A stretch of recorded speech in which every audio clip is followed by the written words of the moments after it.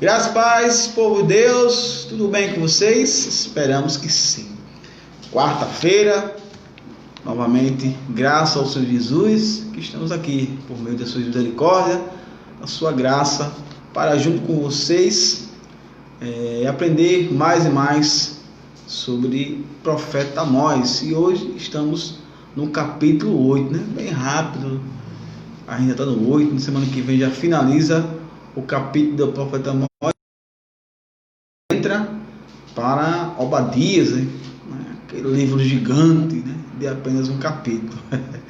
Então, que bom que você está aí. Espero que, assim como nós, você esteja feliz, porque vamos falar mais e mais da palavra do Senhor.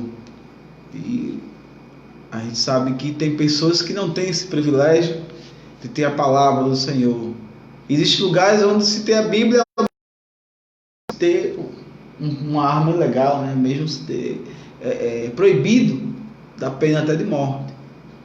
Então somos agraciados, onde a gente pode andar com a Bíblia para lá e para cá, e ninguém pode dizer, olha, joga essa para fora, olha, não quero você aqui com essa Bíblia. Então vamos aproveitar para que a gente possa aprender, possa ler, possa entender e propagar o Evangelho de Deus, cumprir aquela missão que nós fomos comissionados pelos nossos mestres, pelo nosso Senhor, Salvador, Jesus Cristo. Ide por todo mundo e pregar o Evangelho. E nós estamos aqui, através desse estudo, para pregar a palavra do Senhor.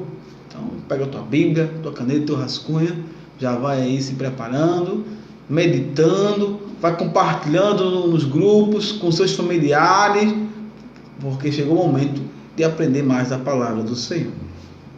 A graça e a paz, né, a todos, né, e como o presbítero Anderson falou, é um privilégio, né, presbítero? E temos a palavra de Deus disponível aí, né, para você estar se aprofundando, conhecendo a Deus, e muitos não querem, né, enquanto lá fora eles mantêm a Bíblia escondidos, né, e anseiam, né, o momento de se encontrarem para poder estudar e ler essa palavra. Há pessoas aqui que têm, né, às vezes até mais de uma, mas se você pede para abrir um certo livro, ela não sabe nem onde está. E, infelizmente, isso tem sido, tem entristecido, né, vários pregadores, né, vários amantes da palavra de Deus, mas estamos aqui para espalhar o Evangelho de Cristo, né, o nosso papel, mesmo que com pesar, né, das pessoas não quererem estudar, não quererem aprender, mas estamos obedecendo a ordem que foi dada pelo nosso Mestre Jesus. Amém, meus irmãos. A paz do Senhor a todos, né? A irmã Rosicleide, a irmã Silvana já está aí ligadas, já estão aí ligadas aí, né, na nossa live aqui no Face. E glória a Deus, né? Está se findando aí mais uma etapa daquilo que nós nos propomos a fazer, que é pregar os profetas menores. E hoje é o penúltimo capítulo. Creio que você que está acompanhando a gente aí desde o início aprendeu muito. Nós aqui temos aprendido muito, porque aquele que ensina aprende duas vezes, né? E nós aprendemos mais ainda e estamos aqui cada dia mais dispostos a continuar aprendendo. Então, meus irmãos, vocês que estão entrando aí, compartilhem nas suas redes sociais, compartilhem nos grupos de WhatsApp, nos grupos do Face. Compartilhem, porque você está ajudando a divulgar, não a Igreja Palavra da Verdade, não o Seminário Palavra da Verdade. Você não está divulgando o Pastor John, o Presbítero Anderson, o Seminarista Jadson, não. Você está divulgando a palavra de Deus, você está divulgando o Evangelho. Quando você compartilha, você está divulgando o Evangelho. Amém? E sabemos, né? Sabemos que a luta é grande, os desafios são enormes, mas nós vamos continuar propagando o Evangelho do Reino, mesmo com toda dificuldade, mesmo com tudo aquilo que a gente enfrenta no nosso dia a dia, na nossa vida. Mesmo assim, vamos continuar propagando, porque não é a nossa palavra, é a palavra de Deus. E temos aí uma novidade, né, Estamos aí no mês da Reforma Protestante e dia 31 você vai agendar aí para o dia 31 de outubro agora. Nós vamos fazer uma live No sábado. no sábado. Último sábado desse mês, dia 31. Nós vamos fazer uma live especial sobre a Reforma Protestante. Então, vamos falar um pouco da história da Reforma, vamos falar daquilo que a Reforma trouxe de bom, vamos falar daquilo que precisa hoje. Será que hoje nós estamos precisando de uma reforma? Então, nós vamos também tocar nesse assunto, para a gente não ficar só no ontem. A importância da reforma é grande, mas a reforma ela não pode parar, ela tem que continuar. Infelizmente, a cada dia nós percebemos que a igreja brasileira, a igreja do mundo em si, precisa de uma nova reforma. É verdade. Então, convidamos você, dia 31, último sábado. Semana que vem a gente diz o horário, né, pastor? Certinho, mas provavelmente será após as 3 da tarde, porque muita gente que trabalha no sábado já está em casa. E nessa live você vai poder interagir, vai poder, como as demais, mas nessa vai ficar mais aberto ainda. Você vai poder compartilhar o seu conhecimento, fazer perguntas ali sobre a reforma, quem está falando, qual foi a importância dele, por que isso. Então, já vai se preparando, já vai procurando mais saber sobre a reforma, que foi ano retrasado, foi completado 500 anos, não foi? Então, acho que 2020 é 502 anos, né, de reforma. Então, a gente vai estar aqui e esperamos por você junto conosco nessa live. Vamos ter convidados como Lutero, Calvino aqui junto conosco. Quer dizer, na história, no livro da história, né? Porque aqui ele não pode estar com a gente, porque ele está, graças a Deus, ele está no melhor lugar do que a gente hoje, né? Estou com Jesus Cristo, junto com Jesus lá.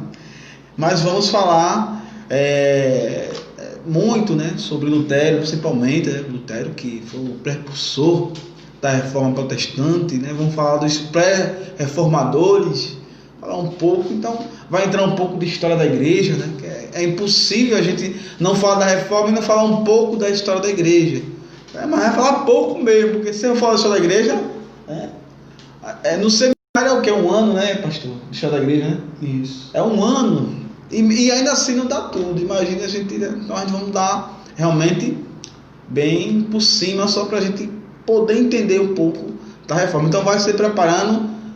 Último sábado desse mês, dia 31, você já tem compromisso marcado. Não marca nada a parte da tarde, não marca nada. Vamos só confirmar, mas provavelmente será esse horário, 3 horas, 3h30, 4 da tarde. Então, por favor, em nome de Jesus, é o dia da live. A reforma protestante é de suma importância para nós, né, que somos protestantes. E vai ser no Face do Seminário Teológico, Isso. Palavra da Verdade, né? Não vai ser aqui no Face da igreja, vai ser no Face do Seminário.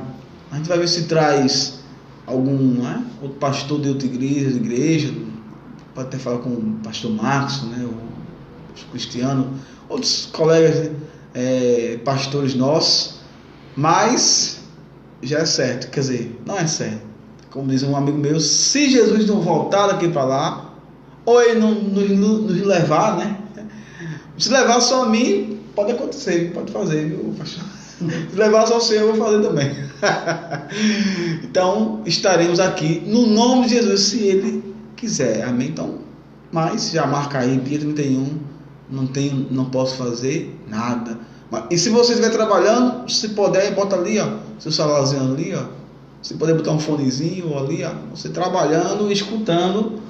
O mais importante não é ver nossos rostinhos lindos, mas é ouvir o que isso é falado, né? Então, essa é a parte mais importante, né? Quem sabe é um projeto nosso também adentrar, né, na rádio, né, pastor? A gente está vendo aí se consegue para fazer programa também na rádio, porque eu vejo uma grande necessidade, né? Se ter realmente um programa onde a Bíblia seja pregada, não esse sensacionalismo que muitas vezes são pregados nas rádios também. Mas, sem mais delongas, né? Vamos orar e entrar diretamente no capítulo. Pode orar, por favor. Amém. Vamos orar, né? E você já fica aí convidado, né? No sábado 31 a estar aí nesse seminário da Reforma Protestante, né? Nosso primeiro seminário do STPV, né? Seminário Teológico Palavra da Verdade. Então vamos orar, vamos agradecer a Deus em nome de Jesus. Obrigado, Senhor. Tu és maravilhoso, Tu és um Deus grande, Tu és um Deus poderoso. Abençoa, Pai, essa noite, esse estudo, que possamos aprender o máximo, Senhor, daquilo que o Senhor possa nos ensinar hoje, através da Tua palavra, Pai. Pai, o nosso desejo, que nós temos a vontade, Senhor, de pregar somente a Tua palavra, não colocar adereços, não colocar coisas de homens, não colocar invencionices, não colocar nada com o fim de atrair as pessoas, mas com o fim de pregar a verdade. Por isso, em nome de Jesus, continua, Senhor, nos dando força, continua nos dando, Pai, a Tua palavra, continua nos ensinando. Em nome de Jesus, pedimos ao Teu Espírito Santo, Senhor, que direcione essa noite, Pai, de todos nós aqui, aqueles que estão nos ouvindo e que nos direcione nessa noite para aprendermos a Tua palavra, em nome de Jesus. Amém. Amém e amém. Então, vamos entrar no penúltimo capítulo do profeta Amós. Começamos lá atrás em Osés e hoje já estamos em Amós. Rapidamente, daqui a pouco a gente já está em Malaquias, né? Finalizando assim os profetas menores. E o que é que a gente vai falar depois? Não sabemos. Deus, surprise, né? Deus o sabe. A gente sabe se vai estar vivo, né? Quanto mais saber. A gente conversa um pouco, eu planejo aqui. O irmão Jadson nos deu boas ideias aqui. E a gente está colocando aos pés do Senhor Jesus, que é Ele que decide, não somos nós. É Ele que decide, né? Então, por partes, né? Então vamos ler primeiramente, né? Abre lá a tua Bíblia. Eu creio que já está aberto, né? Romanos 8. Vamos ler do verso 1. Romanos? É porque a gente está pensando em dar estudo de Romanos, né? A gente está doido para esse estudo de Romanos aí. Me veio na cabeça, né? Boa saída, boa desculpa, né? Então, Romanos de novo não. Amós, meus amados, me perdoe. Amós capítulo 8. Vamos ler logo do começo, do verso 1 ao 3, que diz assim: Eis que Yahvé, o Senhor Deus, de verão, e me indagou: Amós, o que vês? Ao que lhe respondi: um cesto de frutas maduras. Então o Senhor me revelou: pois bem, eis que chegou o fim do meu povo Israel. Nunca mais mudarei de ideia para perdoar. Mas naquele dia os cânticos do templo se tornarão expressões de pesar e lamento. Muitos serão os cadáveres, enorme quantidade de corpos jogados por todos os lugares. Silêncio absoluto. Então, a gente nota que o capítulo 8 claro, na sequência do capítulo 7, onde tem aquele embate, digamos assim, de Amós, não de Amós, né, do profeta, do sacerdote Amazias, como o pastor trouxe semana passada aqui, com o profeta, onde a gente leu que o sacerdote estava expulsando o profeta, né? Estava mandando ele ganhar pão em outro lugar. Vai ganhar pão para lá, estou ganhando pão para lá. Porque o meu eu estou ganhando aqui, tu está atrapalhando o meu ganhar pão. Então vai ganhar o teu para lá, que senão, no linguajar de hoje, já me queimar aqui com o rei, né? Então, não pode. Eu sou o bajulador do rei, tu está me queimando aqui. Então, é uma sequência, anote pelo texto que é uma sequência. Quando dizes que Yahvé me mostrou, então provavelmente assim que ele sai da presença de Amazias, provavelmente tem algum tempo ali também, o Senhor mostra, né, dá uma visão a Amós de um cesto de frutas maduras, não qualquer fruta, maduras, porque tinha um significado ali. E ele explica no verso 2 qual é o significado que diz: o que vês, né? Um cesto de frutas maduras. Aí Deus fala: pois bem, eis o significado do cesto: pois chegou o fim do meu povo de Israel, nunca mais mudarei de ideia para perdoá-lo. Então, essa visão de cesto maduro quer dizer, né, que a gente só tira uma fruta quando ela está o quê? Madura. A não ser na fome, né? Mangazinha verde com sal, que nunca comeu. Um caju verde, né? Com sal, na fome a gente é menino. Dá uma dor de barriga triste depois, mas a gente não dá nem ele, quer saciar a fome. Mas o normal é se comer fruta madura. O normal é se tirar a fruta quando ela já está boa, já está pronta, né, madurinha, você tirar a fruta lá e come. Então Deus falou: olha, esse cesto de frutas maduras, Amós, simboliza que o meu povo, que o juízo já chegou. O meu povo está maduro, eu vou meter a foice. Já está no tempo. Né? Já está no tempo. Essa palavra, né, que no hebraico é kids, né? Kids, mais ou menos assim. Tempo. É o fim. Já está no ponto. Por quê? Porque Deus vinha profetizando, vinha falando para o povo, vinha, né, exortando para que o povo se consertasse. Dizendo: olha, muda o curso do caminho de vocês, porque eu sou um Deus de compaixão, um Deus que perdoa. Mas o povo mesmo assim continua. Então chegou ao ponto que pronto, esse é o final. O cesto de frutas maduras acabou-se. Esse é o fim. E no final do verso 2 ele diz: olha, e nunca mais mudarei de ideia para perdoar. Porque a gente lia nos outros demais capítulos que Deus sempre, né, dava oportunidade, como a gente leu aqui em Osés, em Joel, no próprio Amós, no começo a gente leu, né, sobre isso aí. Mas aqui ele diz: nunca mais mudarei de ideia, né? Se encaixando com o que ele fala no capítulo 6, verso 8, que diz: Deus jurou por si mesmo que está bom. Eu dei oportunidade demais ao povo. Porque às vezes a gente lê a Bíblia, né, e pensa que os profetas, é sequência, eles profetizavam em 100 dias. Não, meu irmão. Os profetas muitas vezes passavam 20, 30 anos, 15, 10 anos profetizando. A gente nota a dureza do povo. Ao ponto que Deus chegou: olha, tá vendo esse cesto de fruta? Tá madura? Tá boa para comer, Amós? Tá, tô parafraseando, claro. Tá boa? Tá. Pronto. Meu povo já está no ponto. E agora não tem mais para onde correr. Porque ele diz: porque nunca mais mudarei de ideia para perdoá-lo. A gente até explicou semana passada, né, sobre a questão de Deus se arrepender.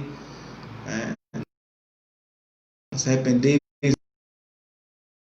A questão de curso, mudar o curso. É diferente, mudar o curso do que ele ia fazer. Por quê? Porque ele é o Deus misericordioso.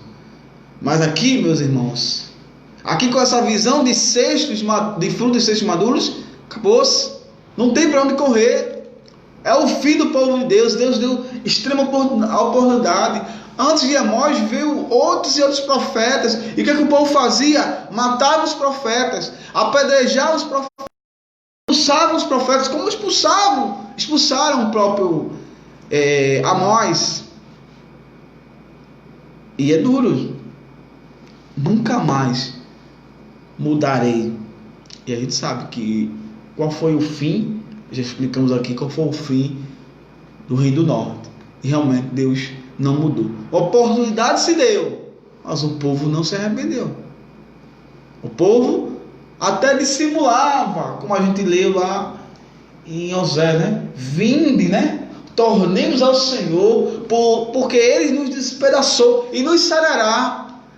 É muito lindo o começo disso aí. Tem até uma canção. Eu queria que Danton cantasse o resto. Mas não canta. Canta só aquela partezinha ali. Então, cuidado, né? A gente vê só essa partezinha, acho que é maravilhoso. Só que se você ler o verso 18, né, que quando termina, Deus fala: olha, vocês ficam dissimulando, faz todo o arrumadinho, todo o caqueado. Eu estou falando desses termos simples para entender melhor. Mas o coração de vocês estão longe. E ficam aí nessas palavras, achando que eu vou cair na lábia de vocês. Vinde, tornemos ao Senhor. É tudo mentira. É tudo uma dissimulação diante de Deus. Só que Deus conhece os corações, meus amados. Deus conhece, ainda que em nós venha haver palavra, pensamentos, a Bíblia diz que Ele já nos conhece. Não adianta eu fugir da presença do Senhor. Escreve o salmista no Salmo 139, porque Deus está em todos os lugares. Não adianta fugirmos. Não adianta a gente querer ocultar alguma coisa, porque assim como Saul, um dia o nosso pecado berra, muge, porque Ele é Deus, Ele é soberano, Ele é onisciente, onipresente, onipotente. E a paciência dele aqui com o povo chegou ao final. Tanto é que ele crava: nunca mais mudarei de ideia. Duro, mas a oportunidade teve. E o povo não quis. Verso 3: mas naquele dia os cânticos no templo se tornarão expressões de pesar e lamento. Muitos serão os cadáveres, enorme quantidade de corpos jogados por todos os lugares. Silêncio absoluto. Em vez de canções, lamentos. Mas por que canções? Note que no começo, no verso 1, ele fala, mostrou um cesto de fruta madura no verão, né? Ali, verão, outono ali, que era o tempo da colheita. Então existia, né, uma das 7 festas que existia do judeu, tem essa questão da colheita, né? Então eles é um pouco o judeu. 3 festas relacionadas à colheita, né? Em especial tinha uma que era mais referente a isso, mas no total a questão da agricultura, né? Isso. Então o povo judeu é um povo, a turma às vezes acha que o povo judeu é um povo triste, né? Um povo retraído, sério, né? Que a gente vê naquelas canções dele lá, né? Mas o povo judeu é um povo alegre. É um povo, né? Diz lá que conta a história que os casamentos lá de uma semana, né? Ou mais, depende das condições da pessoa lá. Então, existiam várias festas. E nesse momento da colheita, a festa da colheita era uma delas. E é nesse momento que mostra profetizando e fala: olha, vocês acham que vai ter canções? Lamento, pesar, tristeza. Pode até haver canções, mas de luto. Em vez de alegria, vai ter uivo. Interessante que ele vai colocando um degrau, né? De uma forma decrescente. Olha, as canções vão se tornar lamento. E o lamento depois vai se tornar em silêncio. Silêncio total. Então vai ter uma hora que o lamento vai ser tão grande que não vai ter nem mais o que dizer. Vai ser um momento de silêncio. Porque não tem nem mais o que chorar, não tem nem mais o que lamentar. E como o senhor falou, essa sequência, antes do silêncio absoluto, tem o que ele fala aqui, né? E muitos cadáveres. Por quê? O choro. Né? Por que o lamento? Porque em vez de, como as festas da colheita, quando a Síria invadir, né, a terceira invasão da Síria, que vai ser a final, muitos vão ser os cadáveres. Por que ele fala aqui jogados? Porque quando a gente está colhendo fruta, o que a gente faz? Pega aí. Entendeu a referência que ele está fazendo aqui com o cesto de frutas? Vai ser tanta gente morta, como Oséias fala, né, que o que sobrar vai para o exílio. O que sobrar, porque o negócio vai ser difícil, vai ser complicado. O que sobrar lá, o que já seja deixar, vai para o exílio.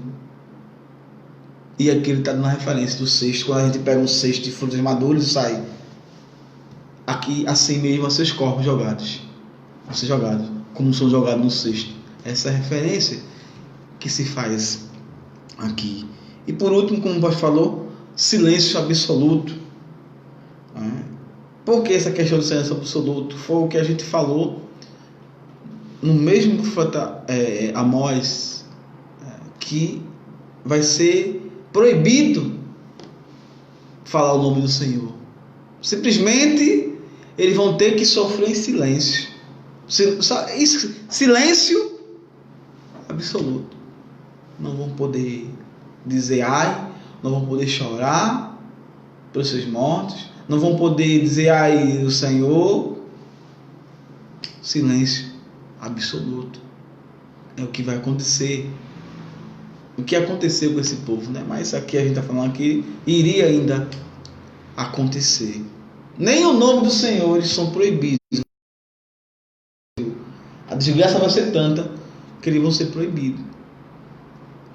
É por isso que cada dia mais e mais e mais eu amo a palavra do Senhor. Porque não esconde nada. Mostra que a maldade do ser humano, mostra a justiça do nosso Deus, que não faz, que não é um Deus mau, como pregam por aí, mas um Deus justo.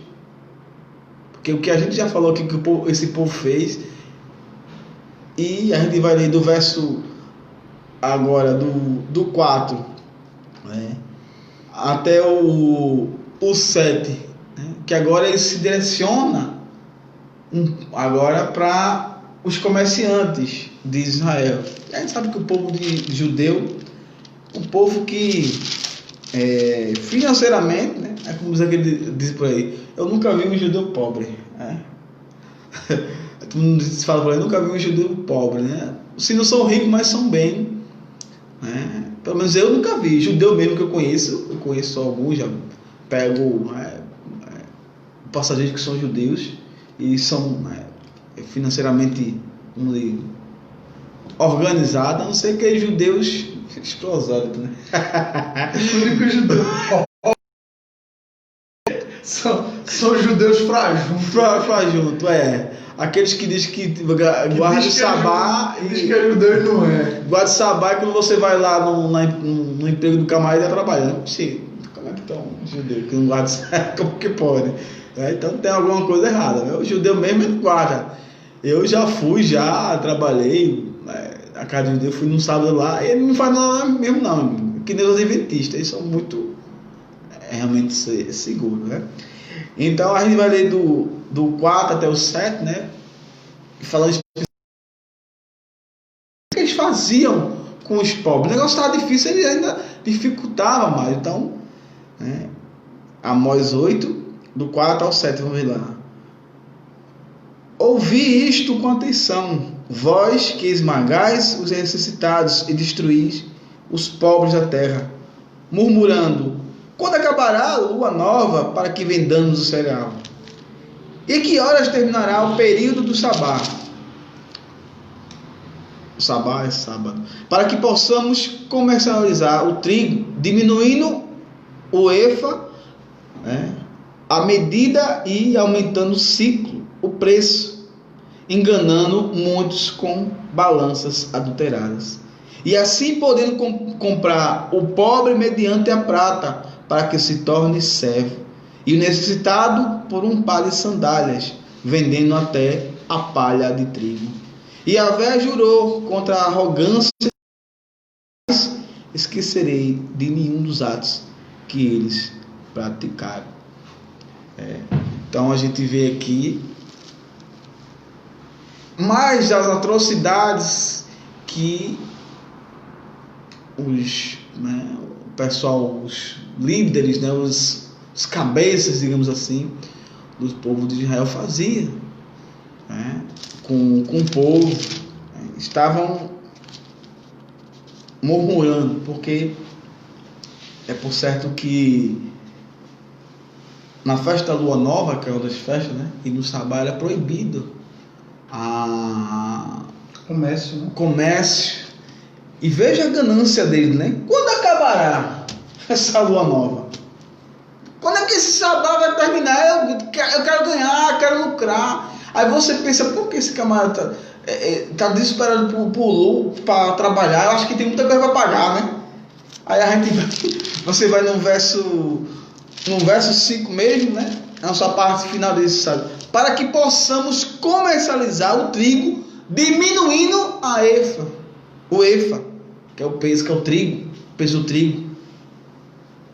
A medida, a efa é a medida, diminuindo a medida e aumentando o ciclo, o preço, enganando muitos com balanças adulteradas e outras versões enganosas. Então eles queriam que acabasse a festa da lua nova e o sabá, né? A festa do sábado, para enganar, voltar a enganar, para colocar menos trigo, menos cereal e cobrar mais ciclos, mais o preço. Naquela época não existia moedas, como se diz, talhada, né? Tem um nomezinho que agora não sei se eu botei por aqui. Uma metade, não tinha cunhadas, essa palavra, filei aqui um pouquinho. Então, existia a palavra, não existia moedas cunhadas, né, com o rosto de ninguém ali, né? Naquela época de amor. Então, o que era? Ouro, prata, né? Cobre, né? Aqueles os metais, né? Era em peso, né? Em peso. Então, o que eles faziam? Diminuía e estava dizendo, olha, esse quilo de cereal custa 40 quilos de metal, sei lá, vamos dizer assim, de prata, 40 pesos. Mas na verdade valia só 20. E 1 quilo que eles achavam que levava 1 quilo, eles botavam 700 gramas, 600. Era o que estava acontecendo. É o que Amós está descrevendo, né? O Espírito Santo, através de Amós, está descrevendo para nós o que estava acontecendo. Que o povo, que aqueles comerciantes, né, que estavam doidos que acabassem as festas, para voltar a roubar, voltar a enganar o pobre. E no verso 6 ele, né, continua, e assim podendo comprar o pobre mediante a prata, para que se torne servo. Por quê? Porque chegava um tempo que o pobre não tinha mais prata, estava sendo roubado, ele não tinha mais vamos dizer, colocar moeda. O que ele fazer? Se vender. Para poder alimentar a família, para poder se alimentar. Então ele trabalhava como servo. Isso era algo comum, né? Quando não se tinha dinheiro para pagar o alimento, então ele pagava com o seu trabalho, com o seu serviço. Então quanto mais ele estava devendo àquela pessoa, mais ele tinha que trabalhar. E cada vez que ele ia precisando de mais alimento, ele ia ter que aumentar o valor da dívida. Então muitos se tornavam eternamente escravos daquela pessoa, porque justamente eles utilizavam-se de balanças enganosas. Então, em vez de o camarada estar devendo 700, estava devendo 1.000. E assim ia, enganando, aumentando a dívida e pisando cada vez mais no necessitado, aproveitando-se da necessidade do outro. Às vezes o outro até sabia que estava sendo enganado, mas ficava calado pelo poder aquisitivo daquele que estava lhe enganando, porque precisava de chegar em casa com qualquer alimento para sua família.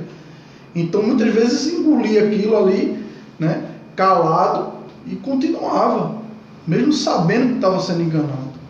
Isso é uma abominação diante do Senhor.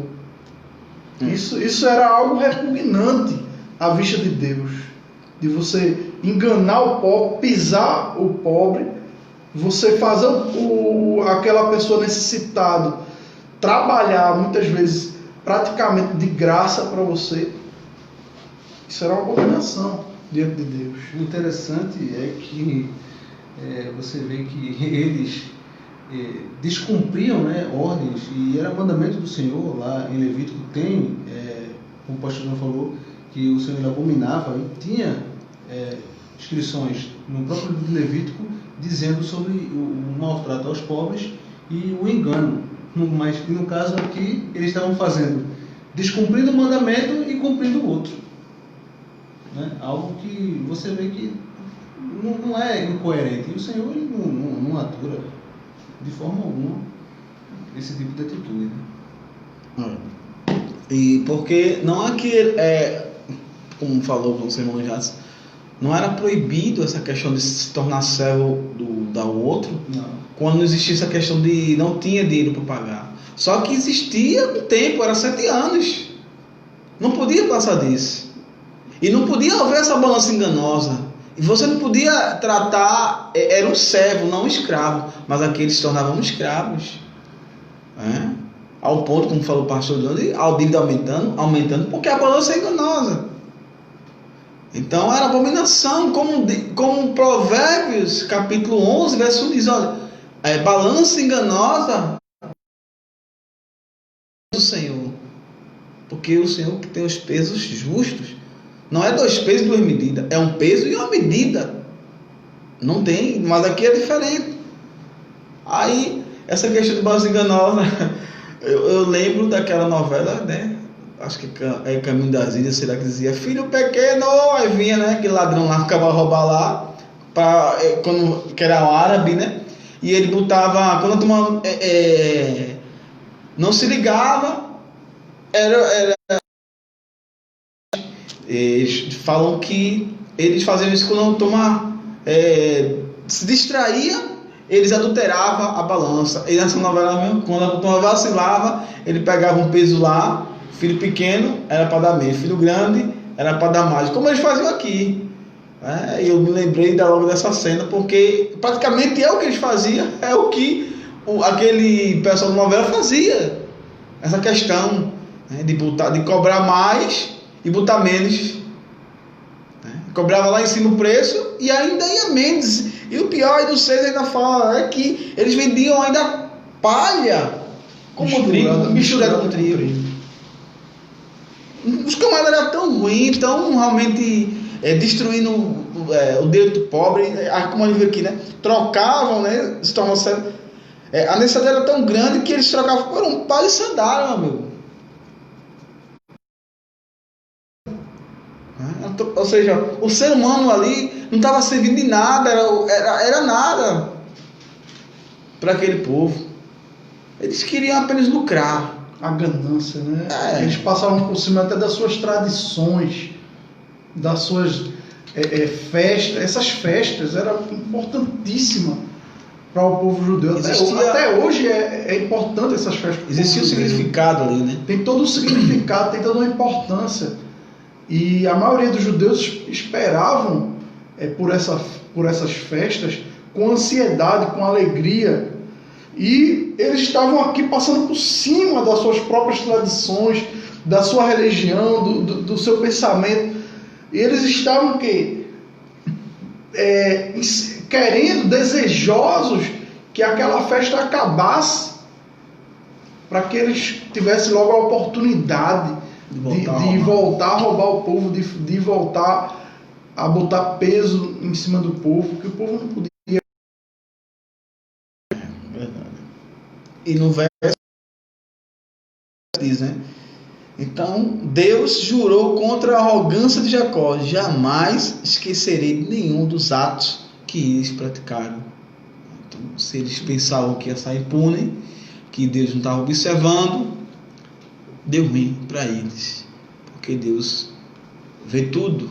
Não adianta, como eu falei anteriormente, esconder dele, porque tudo vem à tona. Não há nada oculto que não venha ser revelado. E o pecado estava sendo revelado. Por isso que o povo queria expulsar Amós, né? Os próprios comerciantes dizendo: rapaz, esse camarada está entregando a gente aqui. Está entregando a gente aqui, dizendo nosso segredo, aqui o que está acontecendo. E verso 8 diz assim: porventura não estremecerá toda a terra por causa disso? Não planteará todo aquele que nele habita? Certamente toda a terra se erguerá como o Nilo, será agitada e logo em seguida afundará com o próprio ribeiro do Nilo. Estavam alguns comentários sobre essa questão daqui, falou que foi um terremoto, né? Um grande terremoto que havia, que era uma coisa que era até normal naquela parte do Oriente Médio ali, existir esses terremotos. Então, eu estava em alguns comentários, falou que isso é a questão de realmente de algo natural, ali que Deus ia, através da natureza, ia trazer também, porque com o terremoto destruiu o quê? O comércio do pessoal, destruiu todo o ganha-pão deles ali. Não tinha problema como eles continuavam roubando, né? Verso 9: eis que naquele grande dia assegure Yahvé, o soberano, farei o sol se pôr ao meu dia, em plena luz do dia escurecerá toda a terra. Então aqui ele faz uma alusão um pouco mais na frente, como se fosse um eclipse, né? Fazer um eclipse aqui que estava para acontecer. Eu estava lendo, não há relatos que realmente que isso tenha acontecido, pelo menos os comentários que eu li, eu ouvi nada sobre essa questão, mas tudo leva àquele que ele fala que é como fosse um eclipse, né? Eu acredito também que seja algo também mais em relação ao dia do Senhor realmente, né? Então, como pode levar isso pode também, como o Amós ele fala muito numa questão de visão, de figurativo, né? Isso pode ser também de figurativo de falar, né? O sol se pôr ao meio-dia, quer dizer, em vez de ser claro vai ser escuro, em vez de ser dia vai ser noite. Ou seja, em vez de eles estarem se alegrando, de eles estarem bem, vai ser sofrimento, vai ser tristeza, vai ser pranto, como diz aqui, né? Então pode ser nesse sentido, ou pode ser uma profecia para mais para frente, né? Como falou o presbítero antes, para o dia do Senhor, né? Não, existem várias. A gente pode até falar sobre a questão de quando foi a crucificação de Jesus Cristo. A Bíblia fala o quê? Que se tornou, né? Exato. O sol do meio-dia se escureceu, né? Meio-dia, como é que pode, né? Então, note que aqui é bem, né? Meio-dia o sol. Pode ser também apontando lá para a crucificação. A crucificação, realmente. Tem várias, mas não há como nunca consenso. Mas a gente traz essa linha aqui, a gente trouxe 3 linhas aqui, aí você vê aqui, né?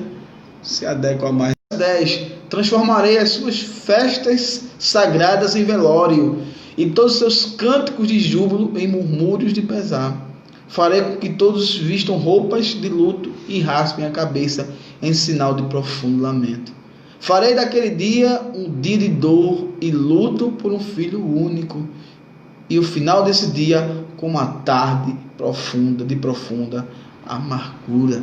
Então, essa festa aqui, segundo aqui os estudiosos, a Bíblia, segundo os comentários, é uma grande festa, né?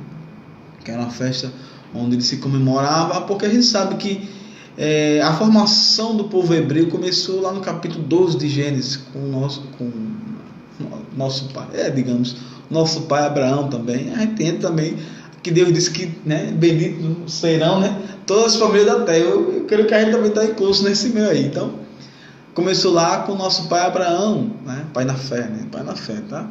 Abraão começou, e o povo só saiu de tendas quando entrou na terra prometida. E mesmo assim, passado um bom tempo em tenda ali, e depois a gente lê no capítulo final de Josué, quando se começa a divisória da terra, né? Começa a dividir as terras, e é quando eles enfim dizem, aqui será a nossa terra. É quando começa realmente toda a história, digamos, do povo que vivia em tendas, né? Acho que é sacate, sei lá, não sei bem como é que me perdoe o meu hebraico, que eu estou meio enferrujado.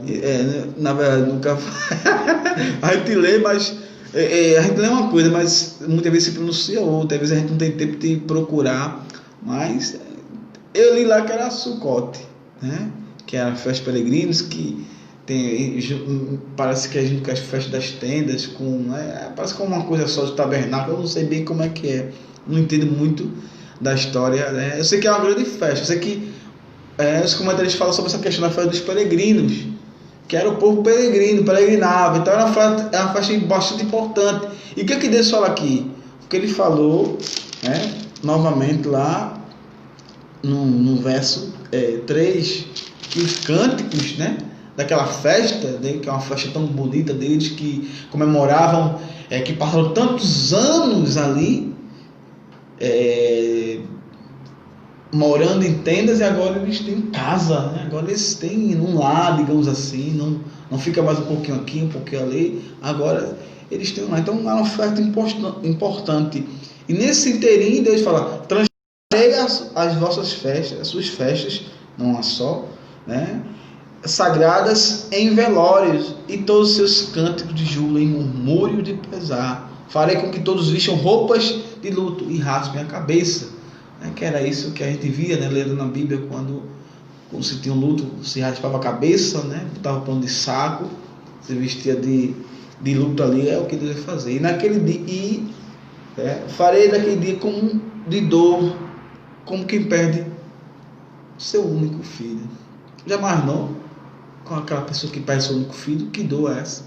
Às vezes passa tantos anos atrás daquele filho, querendo, né, faz tratamento, isso, aquilo, outro, e de repente você nasce, se apega e você perde esse filho. Imagina a dor. Imagina essa dor. É a dor que esse povo vai sentir, como se perdeu o único filho. Eu queria botar um peso a mais sobre essa questão, como o profeta ele fala, especificamente sobre o que o presbítero está falando aí, sobre a questão de perder o seu único filho. É que havia até leis do Senhor para que, né, se a esposa do irmão, para que o irmão não ficasse sem herança, né, o irmão ele deitaria com uma, para não deixar a viúva, né, para não deixar o irmão sem descendência. Isso. Né? E quanto era importante a descendência, no caso, o filho homem para um hebreu. Né? Como era a importância. E você, entendendo isso, você vê aqui quando o profeta ele relata que, como você vai perder seu único filho, a dor seria imensa, realmente a sua geração ali se encerrasse. E foi encerrado. Exatamente, né? Que foi realmente, o Reino do Norte, ela foi, os poucos que sobraram, nem sabiam depois se eram realmente judeus, não existia termo judeu ainda, né? Nem sabiam realmente se eram hebreus ou não, misturaram, né? Ali foi quando se formou os samaritanos, né? A gente, às vezes, lendo o texto, a gente perde, assim, quando a gente lê, né, sem entender, né, o contexto, entender a própria história do povo de Israel. A gente, às vezes, perde essas nuances, né, que é tão importante você estudar a Bíblia, né, e entender que ela foi escrita para um povo específico, uma cultura específica, e saber cada peso de cada palavra que um profeta desse anuncia é muito importante, porque traz à tona a nossa responsabilidade de entender o texto bíblico e assim enriquecer, né? E acrescentar, né, mais e mais ao estudo da palavra de Deus em si. Né? Verdade. E do verso 11 ao 13 a gente vai ver aqui sobre a questão o povo agora está desesperado. Bateu uma fome, uma sede da palavra do Senhor, de buscar ao Senhor. Mas será que vai dar tempo? Será que tem jeito? Vamos ler aqui. Esses que estão chegando, verso 11, esses que estão chegando, previne o Senhor Adonai, em quem mandarei a fome sobre toda esta terra, ou seja, toda esta terra de Israel. Não simplesmente fome de comida, nem sede de água, fala o Senhor, mas fome e sede de ouvir e se alimentar a palavra do Senhor. Os homens vaguearão de um mar a outro, do norte ao oriente, buscando a palavra de Yahvé, mas não lhe será possível encontrar. 13. Naquele dia as moças bonitas e os rapazes vigorosos desmaiarão de sede. Então note que Deus vai, ele fala, eu mandarei uma fome e sede, mas não de comida natural, não de sede de água natural, mas da palavra, da minha palavra. O povo vai se desesperar. Cadê os profetas? Por quê? Deus vai ficar em silêncio. Vai haver um silêncio de Deus. Simplesmente o povo vai colher, vai chegar o juízo, vai acontecer atrocidade e o povo fica desesperado. Cadê nosso Deus? Cadê Deus? E a fome vai ser grande, o povo vai procurar os profetas, mas eles vão lembrar, eita, mas nós matamos os profetas. Como Deus fala aqui. Eles vão vaguear de um mar ao outro, do norte ao oriente, buscando a palavra, mas não lhe será possível encontrar. O verso 3 diz que as moças bonitas, os vigorosos, vão cair. Por quê? Mostrando aqui que até aqueles, como Isaías fala, até os jovens se cansarão, mas aqueles que confiam no Senhor, renovarão suas forças. Então, aqui fala vai nesse meu sentido. Até os jovens, que é o símbolo do vigor físico, vão cair diante dessa sede que eu vou mandar. Talvez, se fosse uma sede de comida e bebida, ele até ficasse de pé. Mas uma fome e sede da palavra do Senhor. O povo notou aqui, percebeu que a fonte de vida estava na obediência. E não naquele show religioso, naquelas festas onde o próprio Deus se recusava a receber. Onde o próprio Deus desaprovava que eles continuassem com as festas. Então, aqueles shows pirotécnicos que eles faziam nas festas deles não servia para nada, porque a fonte de vida era na obediência. Deus queria que ele obedecesse, quando a gente leu lá em Oséias 14, misericórdia quero e não sacrifício. Do que adianta, trazer os milhares de sacrifícios? O que adianta? O que é que o boi tem a ver com isso? Deus quer que a gente sacrifique a nossa vida. Obedeça, misericórdia, obedeça a Deus. É isso que Deus queria do povo. Mas o povo não se arrependeu. E Deus mandou essa sede. Quer dizer, enquanto eles estavam ali com Amós, Amós era profeta do Senhor, palavra viva do Senhor ali, falando, Deus falando através de Amós, e eles não estavam dando ouvidos. Deus falou através de Oséias, de Joel, de Amós, de tantos outros profetas, e eles não estavam dando ouvidos. E nesse momento Deus está dizendo, vocês vão procurar um profeta, vocês vão procurar a palavra, vocês vão buscar, mas não vão encontrar. Hoje vocês estão rejeitando a minha palavra, mas vai ter um momento que vocês vão buscar a palavra e vocês não vão encontrar. Vocês vão querer, vocês vão ter fome, vão ter sede da minha palavra, mas não vai haver palavra para vocês. Eu vou estar em silêncio. Era isso que Deus estava dizendo aqui para esse povo. Veja que interessante, E essa é realmente o entender do texto. Essa é realmente o propósito, no caso, a exegese do texto. Isso é que realmente o texto ele quer dizer. Porque você pode ver por aí que esse texto, às vezes, ele é interpretado de uma forma mais sutil para até para pessoas que entendem uma linha doutrinária, na qual a gente sabe que há pessoas que acreditam num arrebatamento, tem o pós e tem o pré, que acreditam numa linha, e eles usam esse texto especificamente para embasar uma linha doutrinária. E a gente vê aqui que nesse texto o profeta está falando exatamente daquele momento que o povo de Israel está passando. Correto. Eu ia falar justamente sobre isso aí, porque eu até pensava também Isso aí, e era ensinando assim que viria uma fome da palavra, uma sede da palavra, e não vai coisa que tiver Bíblia esconda. Se pregava assim, eu não sei se eu fui ensinado assim dessa forma. E quando eu comecei a ler esse texto, né, desse Samuel Santo Lendo, eu vi que não tinha nada a ver. Essa fome e sede é daquela época, foi para eles, não tem nada a ver com a gente, não tem nada a ver defender o que a gente vai passar pela tribulação, e nessa sede vai vir nessa tribulação. Não, porque aqui é claro, vai vir é o povo de Deus que vai sentir sede. E para aqueles que acreditam que a gente vai passar pela a grande tribulação, como eu acredito, não vai ver. Por que não vai ver essa sede? Porque a palavra vai estar aqui, meus amados. Não tem como a gente procurar mais não, se ela vai estar dentro da gente. Mas o povo ia ficar desesperado, a palavra que eles vão desmaiar.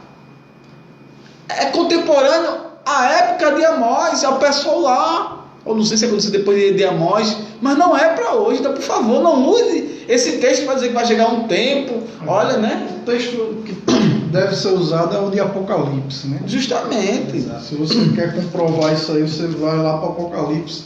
Tem uma alusão a um tempo mais ou menos parecido com esse. Só que muita gente entende por palavra a Bíblia física. Isso. Né?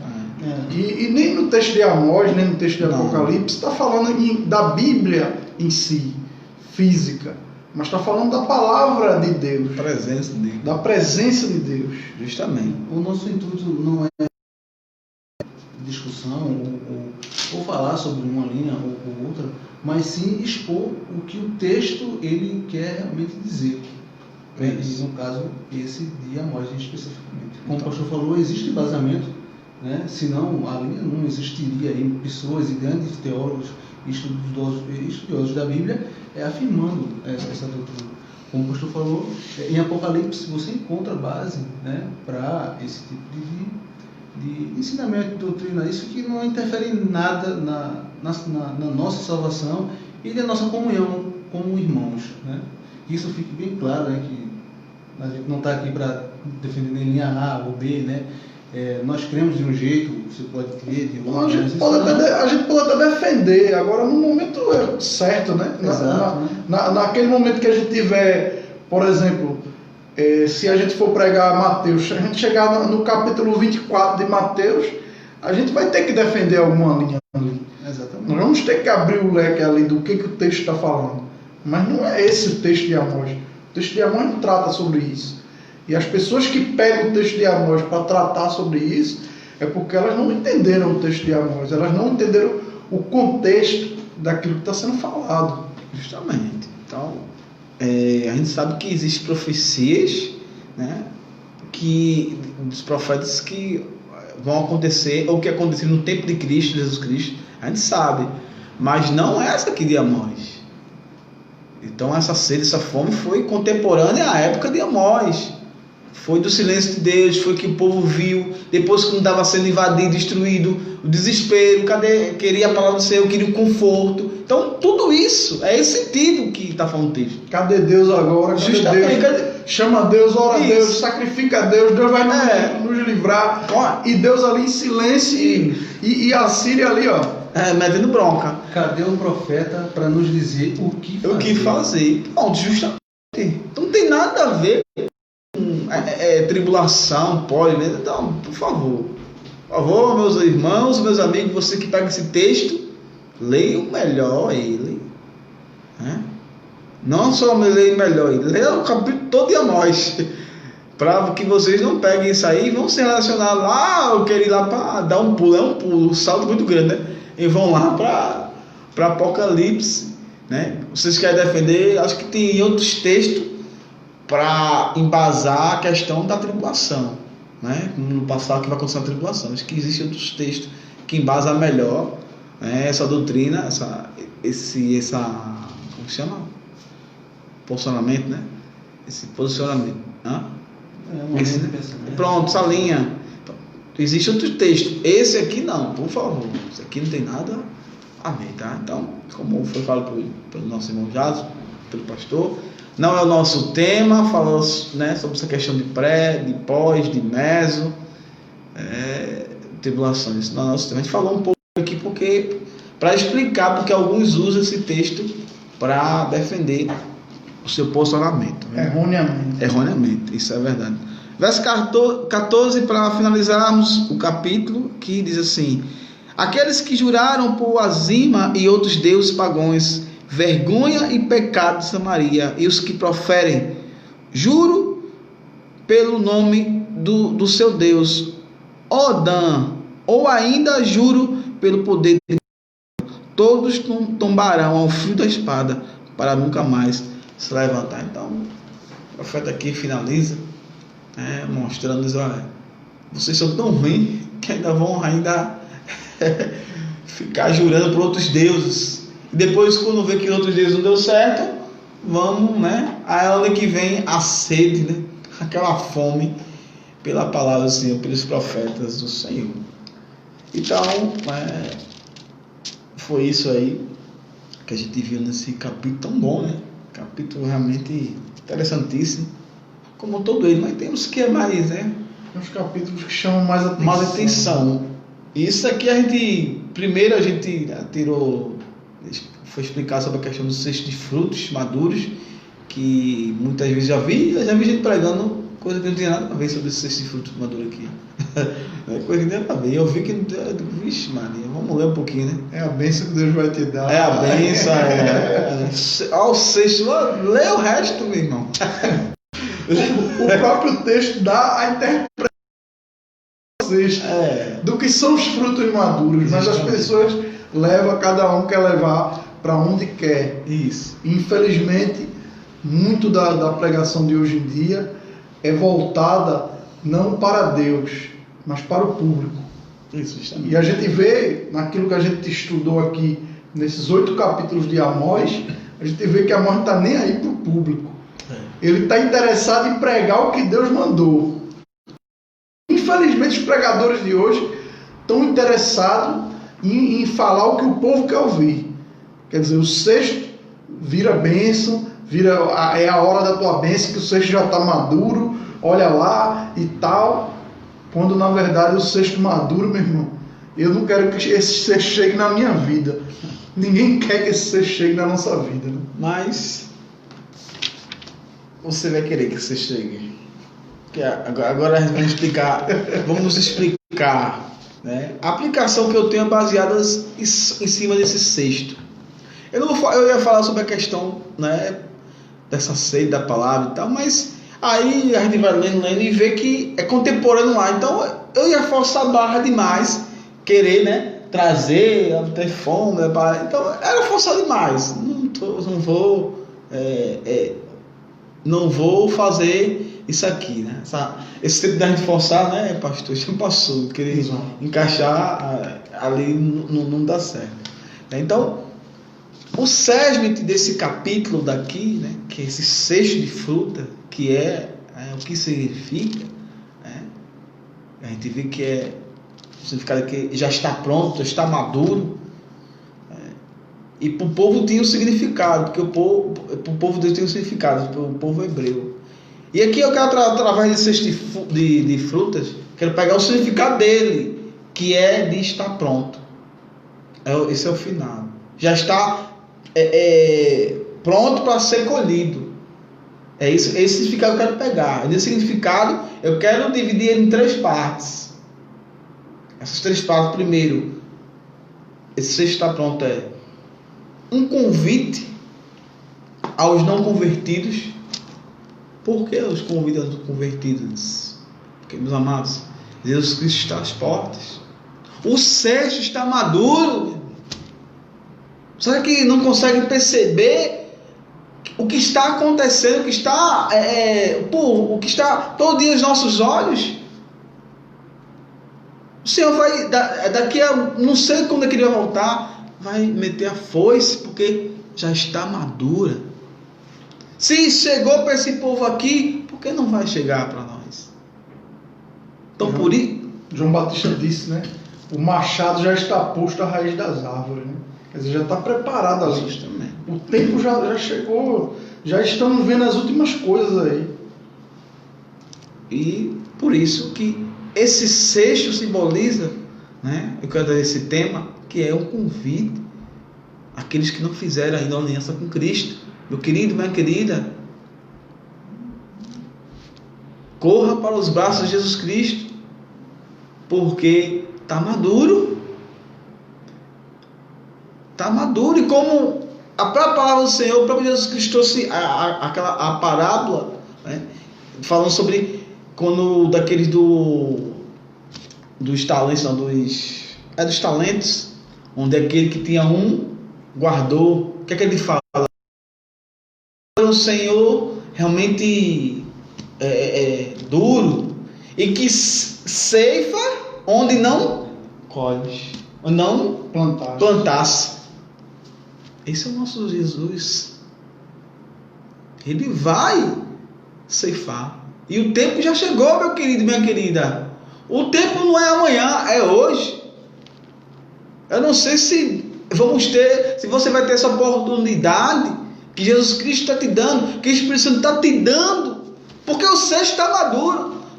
Agora é o momento, qualquer momento vem a foice. Está lá, já está madurinho. Chegou o tempo, o fim já chegou. Por isso corra para Jesus. Porque aqui ele fala, Mateus capítulo 11, verso 28. Vinde a mim, todos vós que estáis cansados e sobrecarregados, e eu vos darei descanso para a vossa alma. Você que está cansado de carregar seu pecado, sozinho você não consegue, meu querido, minha querida. Você não vai conseguir jamais. Por isso que ele diz, vinde a mim. Vá até Ele. Faça uma aliança com Jesus Cristo. Porque o fruto já está maduro. E a foice chega já. Quando a gente menos espera. Amém? Então, reflita nisso. Você que não tem uma aliança com Jesus Cristo. E agora eu passo para os indecisos.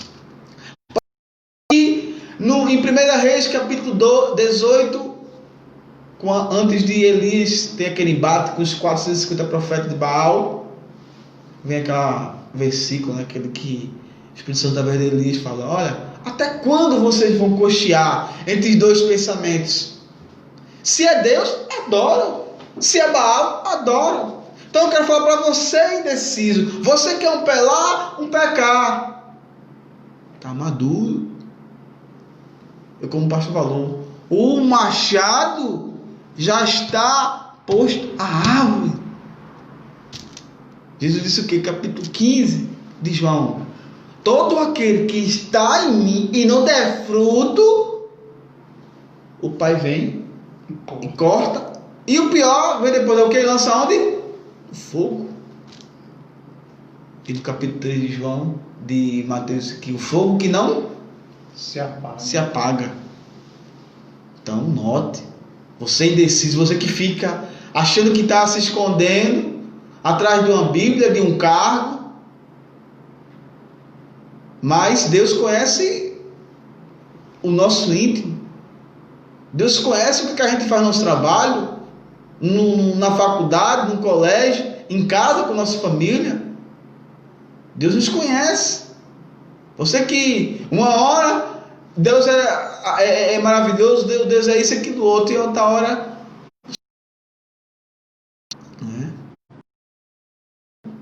está lá envolvido com coisas que desagradam ao Senhor. Você sabe disso. Então, por isso, você que está indeciso, você que está no muro, esse muro vai ser derrubado. Escolha logo um lado. Mas como escreveu Moisés em Deuteronômio, capítulo 32, Deus falando através de Moisés: eis que coloco põe de vós dois caminhos, a vida e a morte. Escolhe, porém, a vida, para que você vá bem. E aí, o meu conselho é você, você que está, não sei, acho que Jesus já volta agora, né? Está muito verde, está inchado, está maduro, meu filho.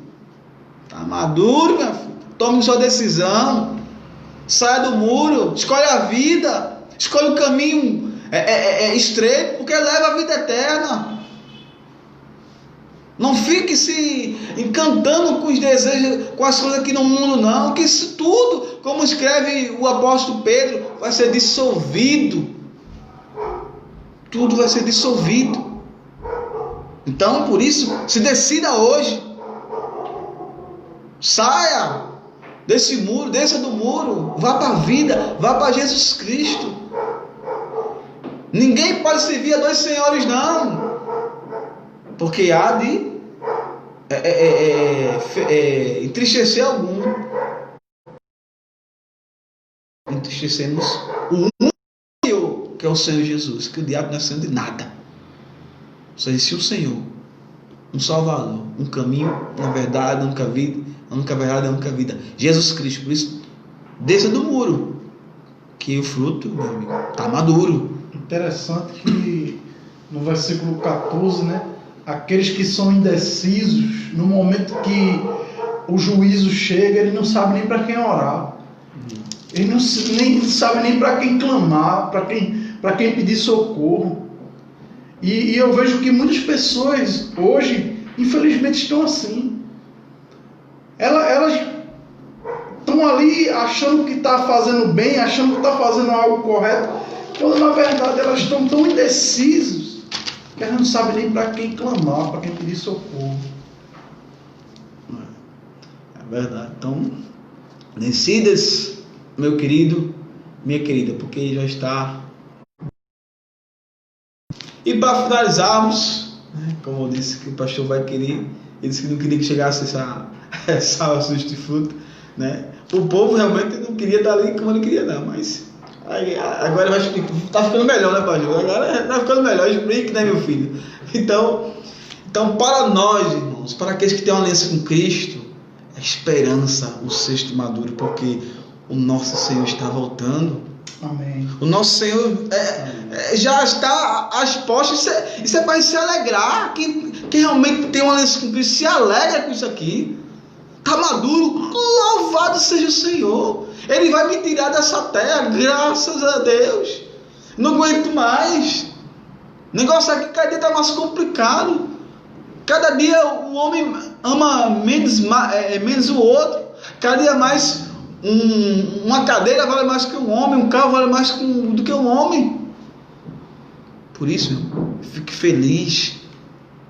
Tenha essa esperança. Você que tem uma aliança com Cristo, o cesto de frutos está maduro. Não tenha medo, não tenha receio. A não ser que você tenha dúvida da sua salvação. Porque eu creio que eu não tenho. Eu creio que nenhum pastor, nem o nosso seminarista Jadson tem dúvida da salvação. Quem tem dúvida, como foi falado antes, né? Como eu falei antes, realmente tenha medo. Realmente, mas para nós que temos Cristo, que o seguimos, que pela misericórdia dele a gente serve a ele, porque não ia conseguir nem orar, a Bíblia diz que já é o Espírito Santo que intercede por nós.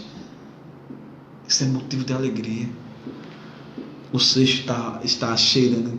Sabe quando aquela fruta está tão madurinha, né? Que sobe aquele cheiro gostoso? É o aroma suave que sobe às narinas do Pai. O que? A questão da santidade, né? O nosso dia a dia que a gente vai se esforçando em agradar a Ele e pedindo a força a Ele, se sujeitando a sua conseguir resistir ao diabo, porque sem Ele a gente não consegue. Então, alegria, tem esperança, meu irmão, minha irmã, você crente, você que tem uma aliança com Cristo, que é convicto da sua salvação, Jesus está voltando, tenha convicção no cesto de fruta madura. Amém? Então, espero que você tenha compreendido.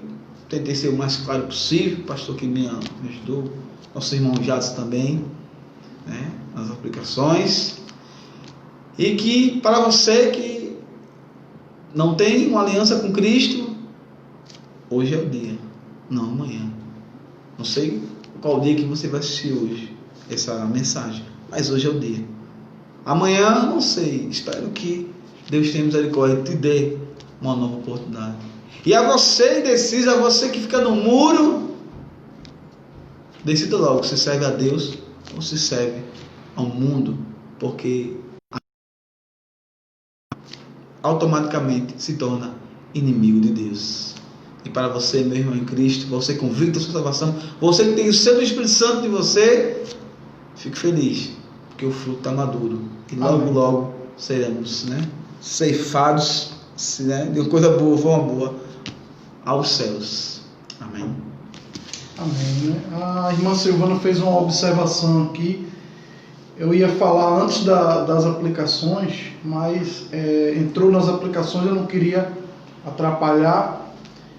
Ela colocou aqui: precisamos entender que a Bíblia nos traz passagens descritivas que escreve fatos que ocorreram na história e precisa ser interpretada de acordo com o que representa, exato, né? Temos que, como a gente falou aqui, essa palavra de Amós, né, e onde a gente interpretou aquele fato de acordo com a história, de acordo com o momento a qual Amós estava ali profetizando, né? Agora, vale pontuar também que toda a Bíblia aponta para Cristo, aponta para a história da redenção.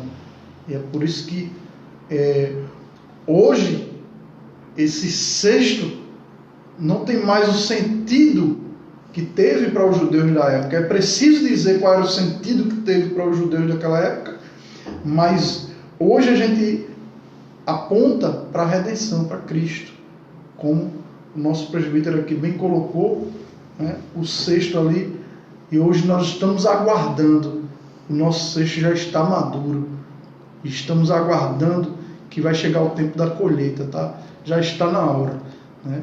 Nós não sabemos exatamente o dia nem a hora, mas a gente sabe que está muito próximo, porque os sinais estão aí. Amém. Nem o próprio Jesus sabia, né?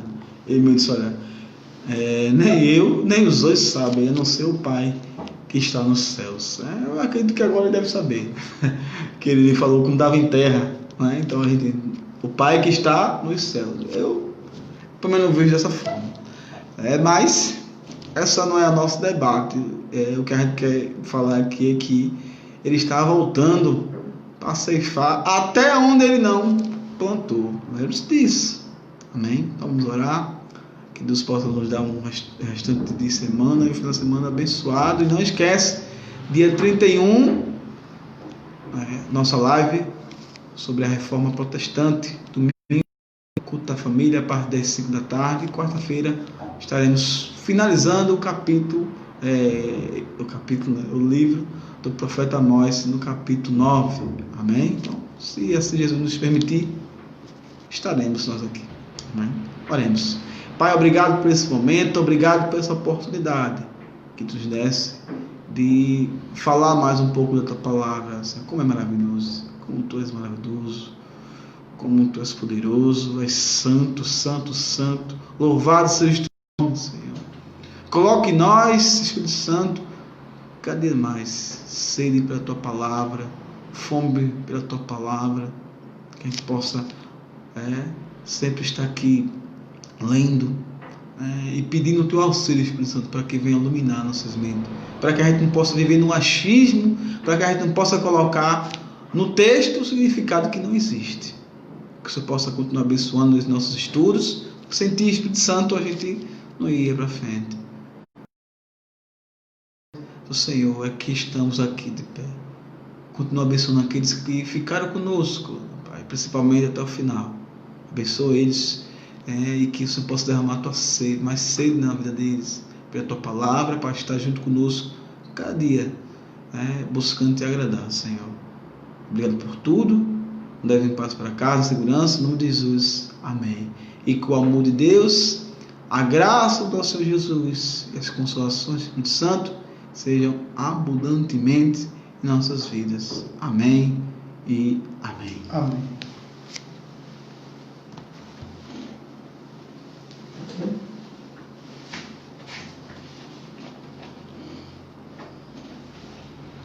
Isso aí, negócio que foi de calor, então. Não foi pra cá dele. Você vê aí, então aí. Não tá escuro, tá parado.